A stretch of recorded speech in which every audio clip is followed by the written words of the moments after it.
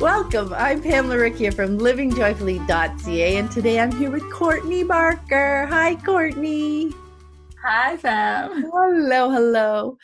I recently came across Courtney's blog, The Untamed Family, and I really enjoyed reading some of her thoughts and insights around unschooling. So it was also fun to discover recently that we live relatively close to one another. Yeah. Yeah. And in the unschooling world, an hour away is practically next door neighbors. That's what I've learned. So I'm excited to learn more about her experiences. And to get us started, can you share with us a bit about you and your family? Sure. We are a family of 5. So I'm Courtney and my husband's Dave, and we have 3 kids. An 8-year-old son, Teddy, and a 6-year-old son, Hugo. He turns 7 in a couple of weeks, and a 3-year-old daughter, Camilla. And as a bit of background about us, we're Australian, but we have lived quite a nomadic life since we've had children. So we left Australia when our eldest was 12 weeks old, and we moved to Northern Zambia, quite a remote part of Zambia, for 4 years. And then we were in Chile for 4 years after that. And we've been in Canada now, in Toronto, for just under a year. So I always call us unconventional world schoolers. Wow, that's interesting to have kind of gotten that bug and started once you started having kids. Usually it's the other way, right? Yeah. Get lots of travel in and settle down. Yeah, so that was kind of your inspiration. It wasn't intentional at all. So, well, the first move was, I think my husband was consulting before we had children, and he was traveling a lot. And once we found out that we were having a baby, he really wanted to be around a lot more for that. And so he took a job in Central Africa, as you do, to make that happen. So we moved there for that. So, and then we were thinking we would be there for a couple of years and go back to Australia, but these things often progress, and so here we are in Canada. Oh, that's really cool. What a great reason, though, right? Yeah. That's very cool. So from there, what did your family's move to unschooling look like? How did you discover that and decide to walk that path? Yeah, well, I think that happened quite organically for us as well. And we, we followed a similar script to a lot of families, I think. Well, we were living in Chile, and our boys kind of came of school age, and everyone around us was sending their children to school, and I'd kept our eldest son back a little bit, and we kind of knew in our heart that he wasn't ready for school, but it kind of got to the point where he was kindergarten age, and just before first grade, and we kind of just crossed our fingers and just thought we'll see how it goes. We didn't know anyone who homeschooled, definitely had never heard of unschooling. And so we just did what everybody else did and just hoped that it would be okay.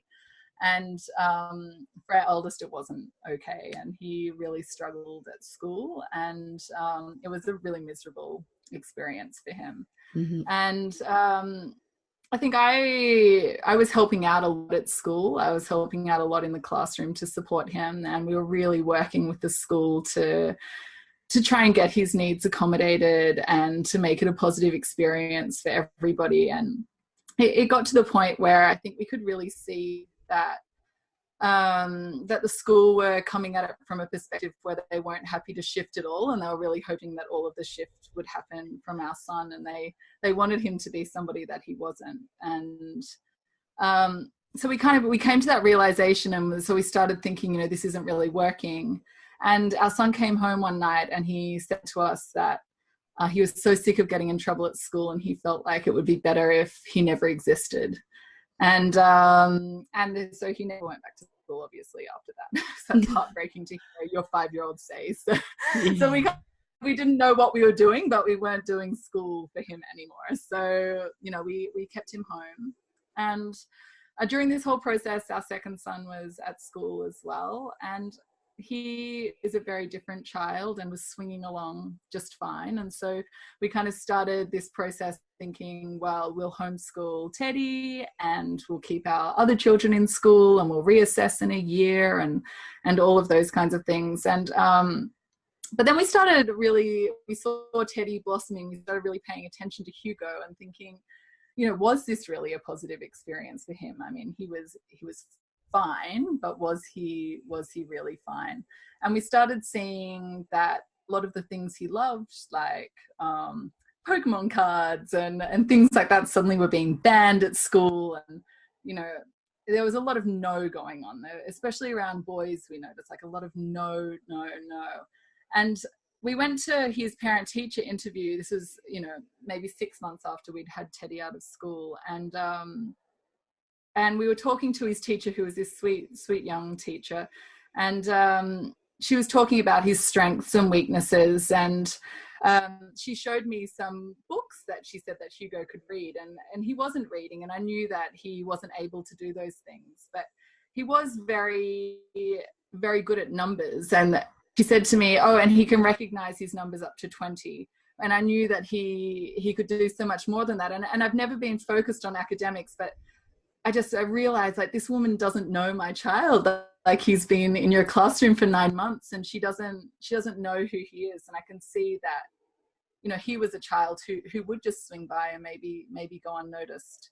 And my husband, who was a little bit more skeptical of the whole unschooling or homeschooling thing, walked out of the parent-teacher interview and said to me, he's not going back. So he sensed that as well, and I just... Wow.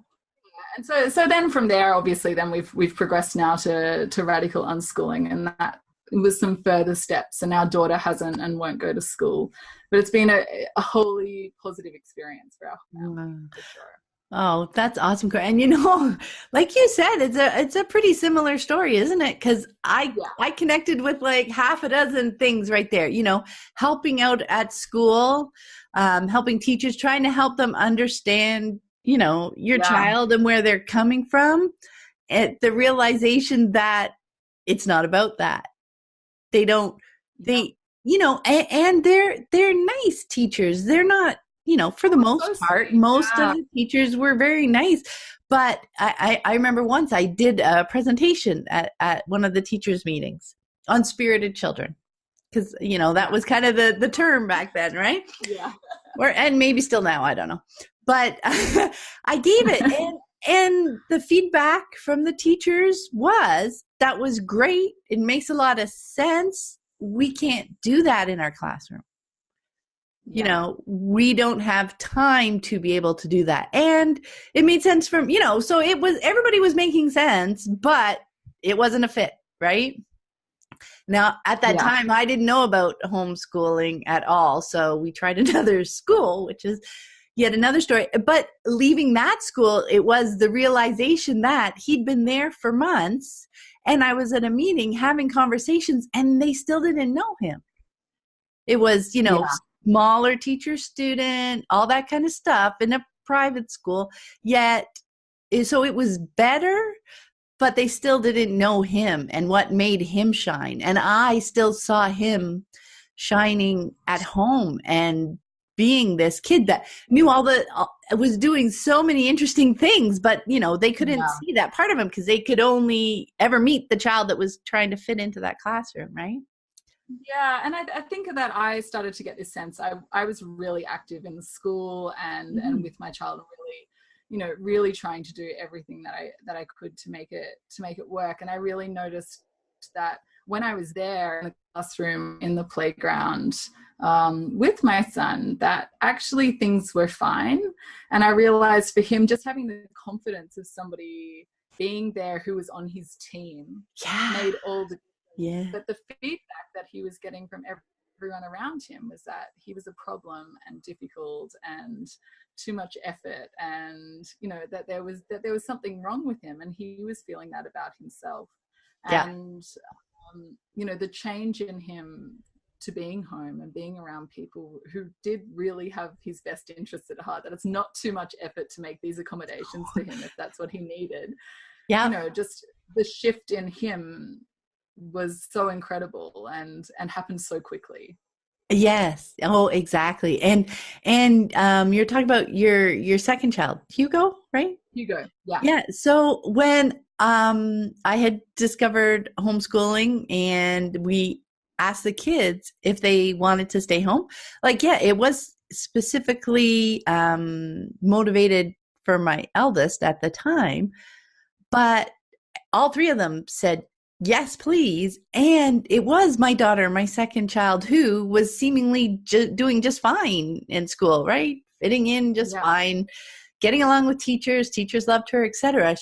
She was the most excited and happy about not going. So yeah, it was that understanding That's that really even when it looks like things are fine, there can still be so much going on under the surface, right? Yeah, absolutely. Yeah, and for Hugo as well, I mean, he's just absolutely, done so well at home, and it's been a really positive experience for him. And he's such a social kid, and he needs a lot of social interaction, and I worried that he would miss his friends at school. And I didn't realize just how social you can be, as the homeschoolers or unschoolers, and how much more we could fill that requirement that he had by being at home, Mm-hmm. more so than he was probably getting at school, with these snippets of time to have free play. And so, that side of things, I think, has been a bit of a shock for me as well, that he can get what he needs in that aspect a lot more at home than he could at school. Yeah, that's such a great point too, because when they're looking for that kind of engagement and intense and prolonged engagement, they really can. They can get it at home. They can get it with us. They can get it with their siblings. Yeah, It doesn't always have to be other people, right? At school, it has to be other kids because that's their only option in the that's right. short windows that they're allowed to, right? So it can seem like Yeah, they're craving engagement all the time, but it's because they're never getting it, that's exactly right. right? Yeah. Yeah. Oh, Or they can't play their games in the way that they want to, or, yeah. you know, yeah, Yeah, no, it's, that's a really great idea. Thought. Yeah. yeah, I know I'm saying anything. Oh yeah, now let's see. Okay. It's really true because when they're and some kids want to be going out all the time. This is the beauty of unschooling, right? Is it can be what the individual child wants and needs, yeah, right? And we truly don't know what that is when we are only seeing them evenings and weekends. You know what I no, mean? that's When exactly they're in right. school. We don't know because so much of their needs are in reaction to having been in school during those hours, Definitely. right? So they're Yeah, in response to that, their needs. But what their root fundamental needs as a person are is what we get to discover when we bring them home, right? definitely. And I think even when you look at sibling relationships as well, I think when your children are in school, they really see each other for the worst part of the day, in the morning rush, and then in the afternoon when everyone's just kind of had enough Yeah. and need space. And watching, a really positive relationship grow when they are seeing each other for large chunks of the day, when they're, their best selves, it's really beautiful to watch as well. Oh, yeah, that's such a great point too. I love that. It's true, they didn't have time to engage with each other before, and as you said, certainly not in their best hours. Okay, when people first hear about unschooling, right, about not following a curriculum, not doing worksheets, it can be so hard to imagine what that can even look like in a day, right? It's a totally foreign concept. Okay, we're not doing school, but no idea what it's going to look like instead especially when it comes to learning, right? Because we all define learning as going to school and learning in a classroom with a teacher. So what did that mindset shift around learning look like for you?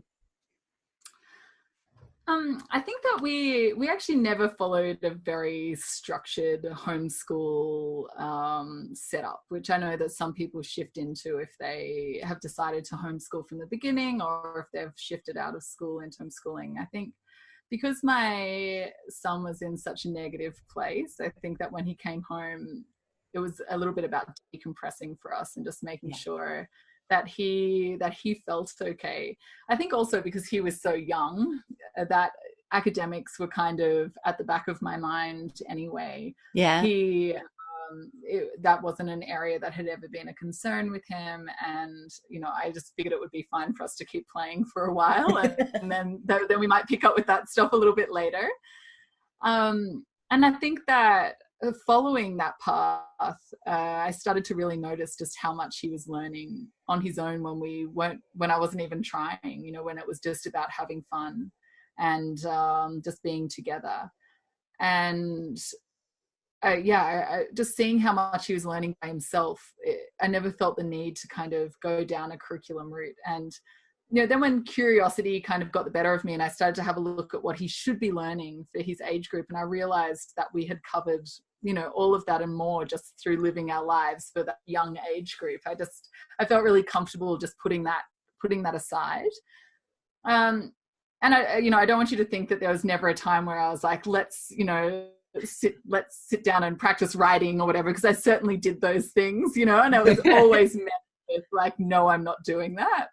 And I think that, I realized I didn't want to bring that battleground into my house. That was the battleground that he struggled with at school, and we didn't need that in our home. And also, I think that every time I really tried to push something like that, it was like a big stop sign to his learning. It meant that he would never pick up a pen on his own for 2 weeks after that.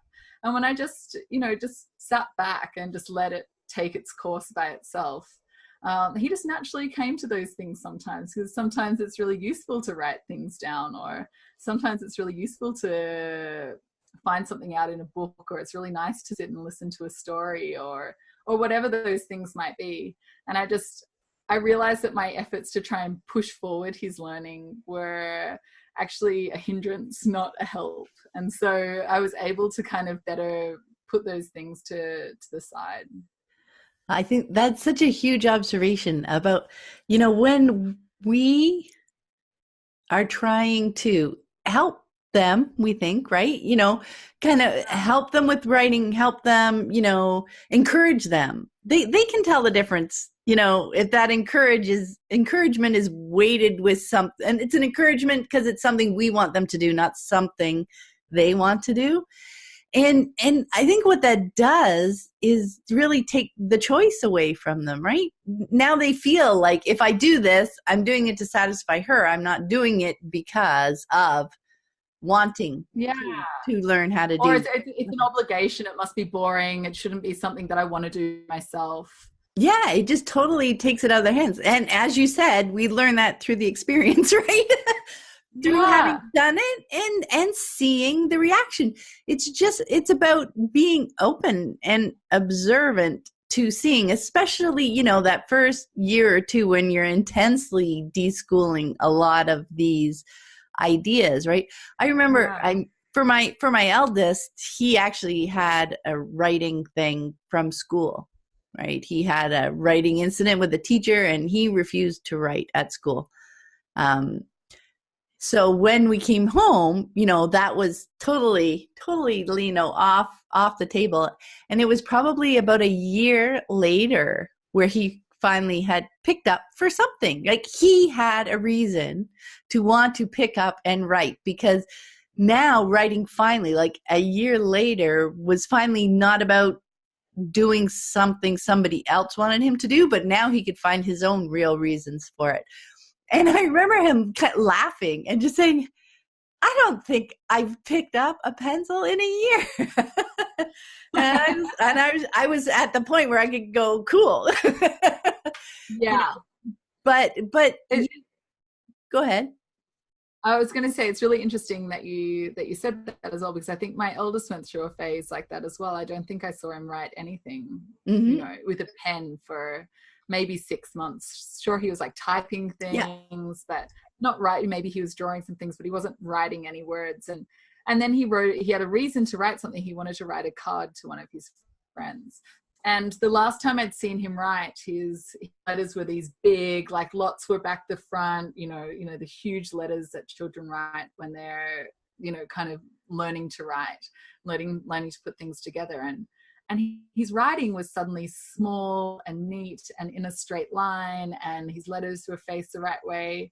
And it certainly wasn't because of practice, but he'd been doing lots of other things with his hands that I'm sure were developing fine motor skills, and he'd been seeing the way that letters are written in different places, and something was contributing. But I think it's drilled into us that in order for our children to get better at something, that they need to be practicing that specific skill every day. But actually there's lots of things that can contribute to learning, and it doesn't always look the way that we think it has to for somebody to get better at something.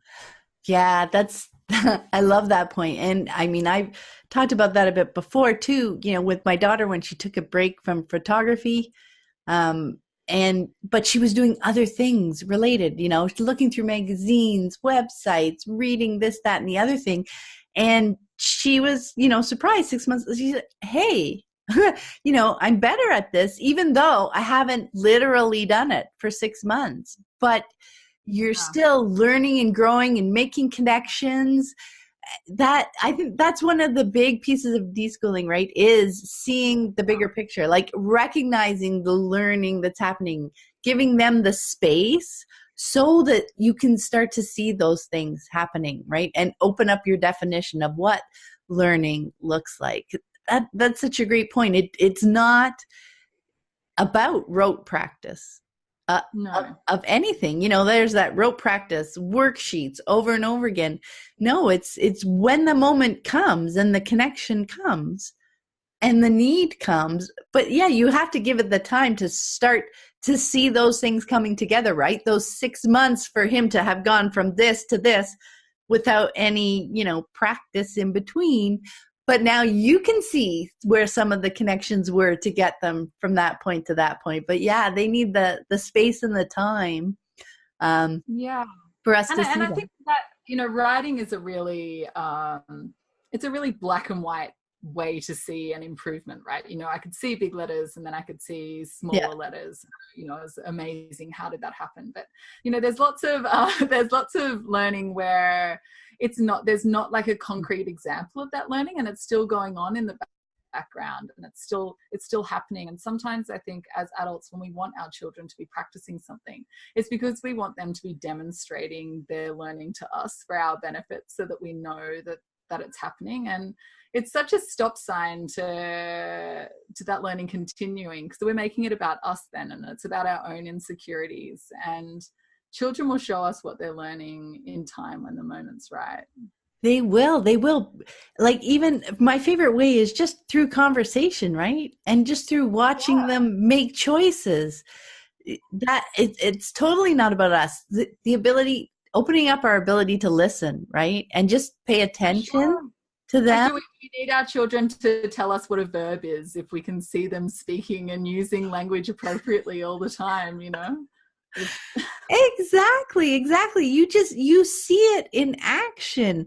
But yeah, you have to be, number one, you have to be paying attention, not just looking. It goes back to what you were saying about satisfying our needs, right? In doing it for us, because if we're looking for it to look like this, we may not see it just because it looks a little bit different. Right? We may not notice that. And then the fears start to kick in, and then you go through that whole cycle too. But when you're paying attention and just seeing them in action, it's beautiful. It really is amazing. It is. Oh, that leads so nicely to our next question, Courtney. What has been one of your most surprising discoveries about life with children so far? I think that it's actually it's quite different to what we've just been talking about. I think that children are so raw, and they really kind of put themselves out there. And I think with my, when I was a new mom and I had two little babies, and I started to recognize that my kids were really telling me how they were feeling through their behavior. And it was this light bulb moment for me where, it's like, oh, they're not just trying to push my buttons, because it's fun, or they're not being naughty, or any of those like judgmental kind of frames of mind that you can come at child behavior from. I think that I really started to see a big shift in my thinking towards adults as well. When I'm out and about and I see, if you see somebody being rude or angry, or, somebody being really over the top or inappropriate in a new social situation, I think in the past I would have thought of that behavior in a really different way. And I think that my mindset now is always like, oh, I wonder what's going on with them. Like, I wonder if they've had a bad day, or if they're feeling anxious, or, whatever it might be. And it's such a helpful way to be coming at human behavior from. And I didn't learn that really until, later in life, that if we can come at people and their behavior from a point of view where we want to support them rather than condemn them, that is so much more helpful just with interactions with everybody. And I think my children really, really taught me that. Yep, I learned that through my kids as well, because I started by giving them that, grace and understanding, however you want to, and I was really encouraged as I came to unschooling to see things from their point of view, right? And the one piece I love, and probably people are getting sick of me talking about it on the podcast, is the difference between putting yourself in your child's situation and seeing the situation through your child's eyes, right? Because if I'm just putting myself in their situation, I'm bringing my likes, dislikes, my strengths and weaknesses. I'm bringing all those to it. Your life experience. Yeah. Yes. That's irrelevant because it's not me in that situation. But to see the situation through their eyes is a completely different thing. And the understanding and light bulb moments about your child when you can do that, right? It's like, that's why they're acting this way, reacting this way, wanting to do this. It's like, because you're seeing it from their needs, from their interests. And so you can see why their choices make sense, even though you would never make that same choice in that situation, right? Yeah. And being able to apply that more broadly in your life as well is just such it's such an amazing thing. I think it's really strengthened my relationships, in so many different areas, not just with my children. Exactly. Yeah. Because now when you're out and about in the world, you're seeing things from other people's perspectives now. And you realize how much bigger the world is really, rather than just this defined set of acceptable, whatever, but that people come at every moment just with who they uniquely are, right? Does that make sense? Yeah. Definitely. And their actions and choices are about where they are in that moment, not about us or anybody else. Anyway, I love that. Okay.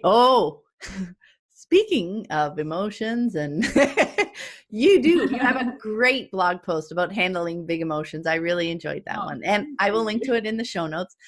And as you said in there, being in touch with and able to lean into our emotions are hallmark traits of emotional well-being, resilience, and healthy relationships.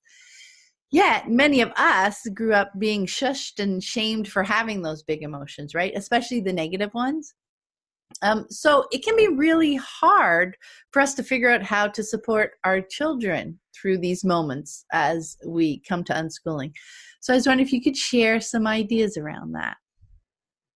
Yeah, sure. I think that big emotions can be really overwhelming, and they can be scary to watch, and it can be really confronting. And children often feel with their whole bodies. They can be really loud. All of those things that we probably don't let ourselves do as an adult when we're feeling overwhelmed by emotions. And so I think it can be really natural for parents to follow one of two kind of paths, which is either to try and shush and shame, like you said, to try and get the emotion to stop, or to try and solve it, to try and fix it, and to come up with answers. And, you know, they're both very different approaches, but they are both trying to achieve the same thing, which is to stop the process. And I think that neither of them are particularly helpful. And I think that if, I find that when my children, actually, it's kind of in the front of my mind, because one of my children had some big emotions last night, which was a little bit unexpected. And I think that that's the way that it often comes when your child feels really strongly about something and is really overwhelmed by something that kind of seems like it's a bit out of the blue, and it can take you by surprise sometimes. And I think that it's really useful to think of it as it's not about that one thing that they're seeming to get upset about or angry about, that there's a lot of baggage that they've just brought into that situation. And often that moment is kind of the straw that breaks the camel's back, and it all comes out. And I think if you think about it like that, it's impossible in that moment to try and figure out everything that's going on in their mind that's made them upset and to fix it or to solve it. And that's not your role in that moment. I think you need to, it's tough and it takes practice, but I think I found it really helpful just to try not to say much, that you're along for the ride and your child's in control of where they take their emotion. And, you know, a lot of people call it like holding space. You might offer some empathetic words, like that sounds really hard, but, you know, your main role is to show them that you're there and that you're calm and that you're waiting for them to come out the other side. And I think that sometimes, you know, your children can spiral into some pretty dark places with big emotions, and that can be confronting as well. But I think that is a really important part of the process, because nobody likes to feel out of control. And sometimes that's the catalyst that a child needs to kind of take a step back and to be open to learning some tools to make sure that the next time they don't go to that place. But it means that they are learning the tools they need to process their emotions, and they're coming to it on their terms. They're not getting there because you're pushing them in that direction. And I think that that's something that's going to, like all learning, that's something that's going to stick with them, you know, understanding their own emotions and what that feels like, and where that moment is where they need to give themselves some space or take some breaths or whatever works for them. That's something that they're going to learn and take with them long term. Whereas if they need you to be there to fix it, or if they need you to be there to tell them what they should be doing through the process, you know, that's something that maybe they won't be able to do by themselves then later on. Yeah. And yeah, that was wonderful. And that learning, you know, and the conversation that we're talking about, you know, what might help, like you're saying, breathing, taking a break, those kinds of things. Those are the things that you're chatting about later, like you said, not in that moment, right? When they're there, you know, nobody should be told to calm down or to take breaths or whatever it is when they're like really in it, you know. Like the time to like have a chat about that is definitely in the calm that follows. Sometime later, you know, I noticed you had a really hard time before, you know, and have a conversation about why that was and what's going on with them. And maybe they'll be more open to sharing a little bit more of the background to those emotions. And you can have a chat about, you know, I noticed you got really angry. You know, I wonder if next time, if you gave yourself some space, that might help. And would you like me to remind you next time if you feel yourself getting angry again? And, you know, I think that brainstorming ideas with them, right? You know, what would you like me to do if I see, you know, that might be building up for you? You know, it's an actual conversation and sharing tips. And like you said, you'll likely, you know, maybe not in the first conversation, maybe, but over time, we're having these conversations all the time, right? That they might share, and they'll gain some insights into themselves and be able to share and bring those into the conversations. It's like, oh, I noticed, you know, that this happened. And your other really great point, Courtney, was that so often the straw that breaks the camel's back is not, you know, the one thing. Maybe that one thing, and you're wondering why the heck are they so upset? Because that's happened 3 times in the last 3 weeks. Parents, exactly. Or, you know, if you're a parent might say, oh, like, you know, why are you getting upset that you spilt your drink, or you know, Yeah. whatever it is, because it seems quite trivial, but that's not really what they're upset about. Yeah, and it doesn't mean their upset is wrong or worthless. No, No, I mean, it's much more no. likely that a bunch of things have been going wrong or have been bothering them, or there's, one thing that's been simmering for days or hours or whatever. You know, this one thing was just too much in the end, Yeah. right? So yeah, and if you always focus on trying to fix the one thing that you see, you're not going You're gonna to be helping them long term figuring that out, right? Because in any other normal circumstance, they would have no problem with that one thing, right? and I think as well that it's a process as well. I think that sometimes people, parents might come at these situations and, and do everything right and really hold space for their child and to really be supporting them through their process. And their child keeps on getting really overwhelmed by emotions, and it can be easy to think that, that this isn't working. So often Yeah. people think that, if it's not working, like, and how do you define working? That your child never gets upset? That we still get upset. Not being upset is not a goal or a target, right? That's useful. But, to worry, so if they didn't recover within 5 minutes, I'm doing it wrong and I need to find another way. It may just need you to be there as often as they need you to be there, and then in your conversations later, as you're processing, maybe you'll be asking, is there something different I can do, to help, how you're feeling, and it's okay that it takes lots of times. Definitely. Right? And I think as well in those situations, I always think the only person whose reaction I can control is my own.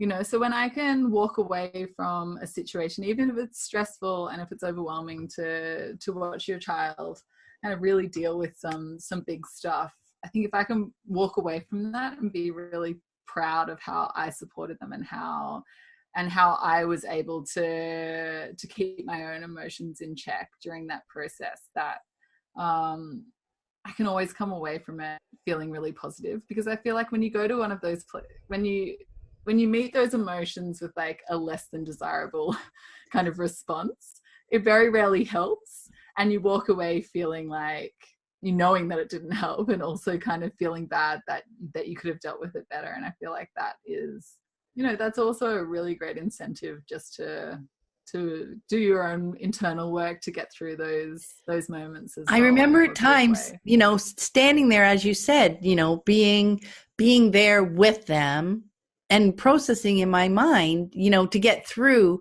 my reaction without bringing it to it. Because looking back, I realized that in those moments, if I brought more to it, I was making it about me. I was making it about how their emotions were impacting me, but this moment is about them, and it's a big enough moment in that moment that it doesn't need to be about anybody else at that time. Right.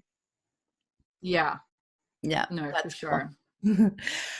You've shared on your blog as well that one of your children is neuroatypical, and that is a really common question. Will unschooling work for my atypical child? Because, so often parents have found, like we both found, that conventional school isn't working well for our child.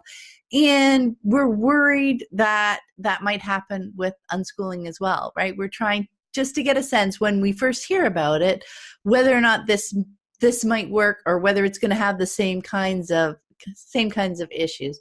So I was hoping you could share a bit about what your experience has been with unschooling and atypical kids. Yeah. I think, it's really interesting what you were saying before, because I think it's relevant here as well, is when we talk about something working or not working, what we mean here. And I think that sometimes, if someone was to try unschooling and to say it didn't work for my child, in my mind, kind of what I'm thinking that they're saying is that that I didn't like the choices that my child was making, and that it didn't look how I thought that it would look. Yeah. And I think that if you are coming at the process with a really open mind and seeing your role as really supporting your child to go down whatever path of learning it is that they want to go down, and to really being their partner in that rather than dictating it or having any kind of preconceived idea of what successful unschooling is going to look like, then I think that there's no way that it can't work, really. And I think that, when you step away from unschooling into radical unschooling or kind of whole life unschooling, and, you tie in respectful parenting with all of that, I think that there is often concern too around disability or neurotypicity. Typicity is a hard word, about, what that will look like and if it will look different. And I still think that that is somebody coming at it thinking that there's a really set script for what unschooling should look like or respectful parenting should look like, and that script has been written for a neurotypical child, and it's just not like it is at all. I mean, I've got 3 children, 2 neurotypical children and 1 neuroatypical child, and they're all different ages and they're all different people and they all need different things from me. So what respect looks like and what supporting them looks like looks different for each of them. And it's about being really in touch with your child and understanding when they need your help and when they don't. When you need to help them for kind of health and safety reasons and when you don't. And really letting them be the guide. And I just, it's been so successful. And I would say that it's probably the most positive thing that you could do with your neuroatypical child is really empowering them and respecting them and trusting them. And that is at the heart of unschooling and respectful parenting. Yeah. I love that. That's beautiful. That's when you think about unschooling and how the idea, as you were saying, is to support that child, that unique child. At that point, how neurotypical or not, or how, whatever, it's a physical none of it, it's all irrelevant in that it all matters because that makes up that unique individual, right? And unschooling is about supporting them. So maybe it includes physio, maybe it includes lots of medical appointments, maybe it, includes whatever their focus is, however they process, however they learn, however, whatever, right? It's about supporting and helping that individual child. So, I'll often say unschooling will work for every child. Now it won't work for every family. It won't work for every parent because, if that may not be the way you're comfortable raising your children or your children learning or whatever. So it may not work for every family, but if parents choose that lifestyle, I think it can work for every child. It's not about not having routines or schedules. It's about helping a child figure out how he likes to move through his days. And respect works for everybody. There you go. Geez, what I take so long to say. Respect works for everybody. She's right. You nailed it. Exactly. It works for everybody, right? And you support them the way that they need and want support, period, right? So I think another really important realization on the unschooling journey is that things are going to go sideways, right? At first, when you're reading about unschooling, it kind of sounds like this utopia, right? This like, oh, look, we're all doing what we want and we're all going to, respect each other and, la, la, la, and my children are learning intensely all day. But it's life, right? With all its ups and downs and twists and turns. And I think we touched on this too earlier. The further we are in our journey, the more we come to recognize the valuable learning and self-awareness that often grows out of the mess of things going wrong, right? Is seeing from somebody else's perspective. And so much so that, at this point, I rarely label any of, if ever, any of our choices, as wrong, right? Because they were the best choice that we could make in that moment with what we knew in that moment, right? That's where hindsight is 2020 comes from. Yeah. But life is definitely full of missteps, right? So how do Yeah. you handle those?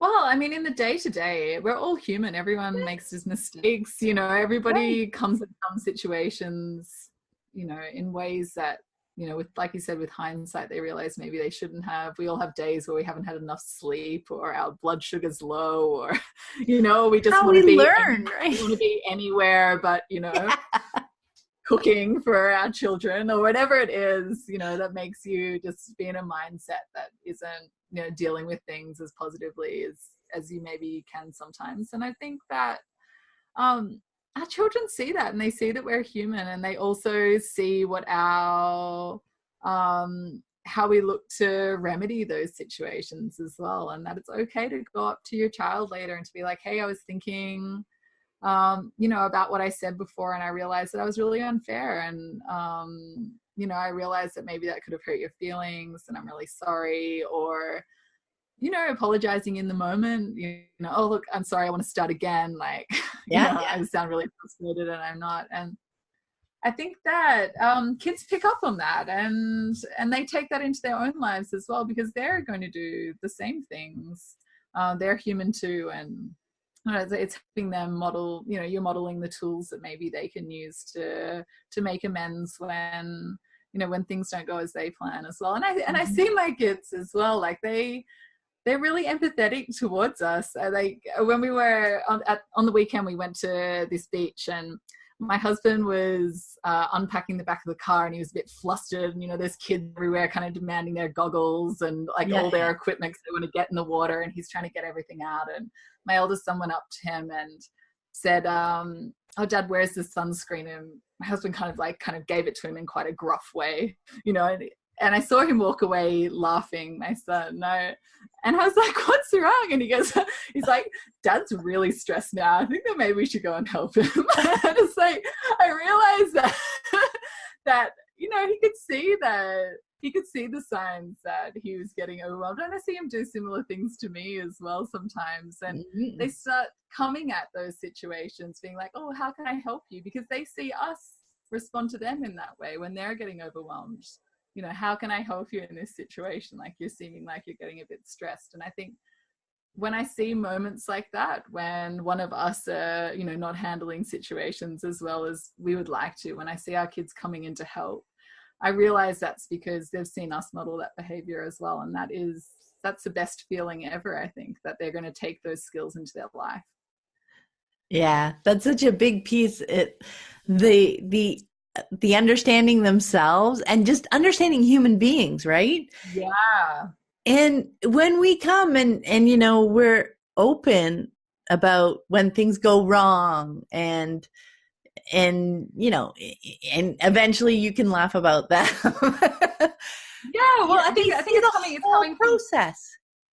Yeah, and I think it's coming full circle to what we were talking about before, which is you start to see things from other people's perspectives. You know, my son in that moment, he wasn't making it about him, like suddenly taking on board and thinking, oh, like, you know, my dad He was was treating so me in an mean. unfair way. I was just asking for the sunscreen. Yeah. You know, he was coming at that thinking, oh, what's going on with you? Like, you seem really overwhelmed. You don't usually react like that. And how can I help? And I think that it's a really useful skill And in life. so often, you know, at least conventionally, so many adults don't think children are capable of that Yeah, skill. you hear them saying that children are so self-involved, and I just don't see that at all. Like, I see my children really being empathetic to each other and to their friends, and really trying to see things from other people's perspectives as well as their own.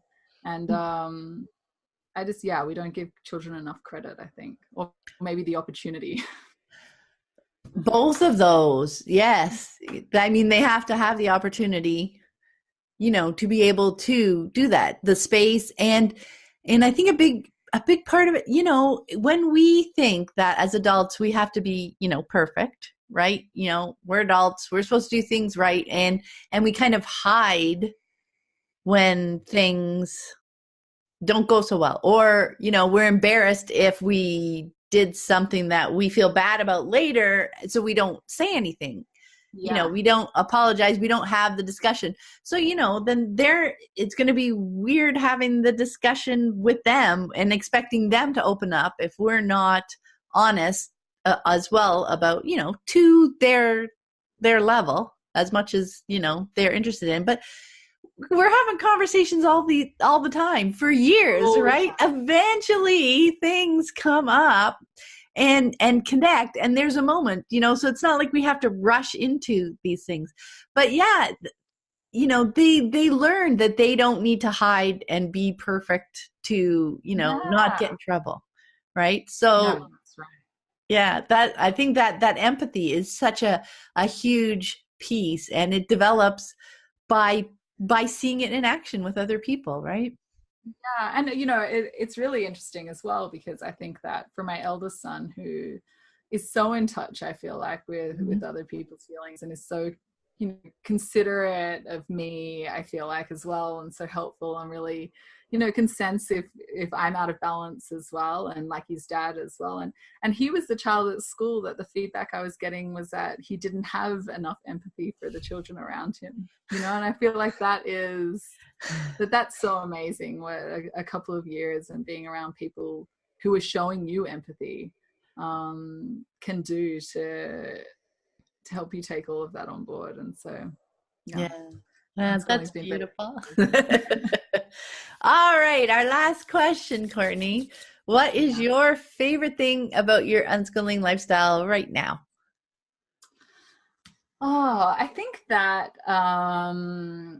my favorite thing would be time. Just the time that we have together as a family, obviously, but just how flexible we can be to just living in the moment. If we're somewhere and we're having a great time, then we stay, or if we're somewhere and it wasn't what we expected, then we leave. And I think that we're not on anyone's schedule but our own, and that just gives our children so much opportunity to really live in the moment. And I'm learning a lot through them that I don't need to worry so much about things that you think about, if we stay longer the traffic's going to be bad, or whatever it is, and just like letting go a little bit. And so I think that just the flexibility in our life, the ability to be spontaneous, and just the time that we have with each other. Oh yeah, I love that. And I remember where I learned that piece of the worrying about the traffic, because people, it was going to the science center in Toronto. About the only place that's really close to me. So yeah, we'd be, I'd be thinking, we should, go soon so we can miss it. But I was the only one stressed in the traffic, because they taught me too, or I learned from them. We have fun in the car. We're like singing or having conversations, or they're doing something, depending on their age and what people are into. It was never a really huge deal if we had to spend a bit more time in the car driving home. No. I can remember reading in one in a blog article by somebody, I can't remember now, and she's talking about her experience of homeschooling and unschooling 5 now grown children, and she talks about one of the biggest parts of their learning experience being car schooling, and then her explanation is, in brackets, "you'll see." And I feel like that's so true. We just have the best conversations in the car. True. It's like hard to keep up. Oh, some of the best connecting moments, right? You're just kind of side by side. Things just come up, or they don't, or, you're just sharing whatever is going on. You're all a witness to that, right? Whether it's a shared song or maybe you're listening to an audiobook, it's stuff that weaves into your lives that can weave in, months and years later, because you have that shared experience. Definitely. And it's lucky because you spend a lot of time in the car as an unschooler. Because people an hour away are your next door neighbor. It's really true. Yeah. Well, thank you so much for taking the time to speak with me today, Courtney. I had so much fun. So nice. Yeah, it was lovely. Oh, that's awesome. And before we go, let people know where they can connect with you online. Tell them about your blog. Oh, yeah. Okay. So my blog, The Untamed, is www.theuntamed.net.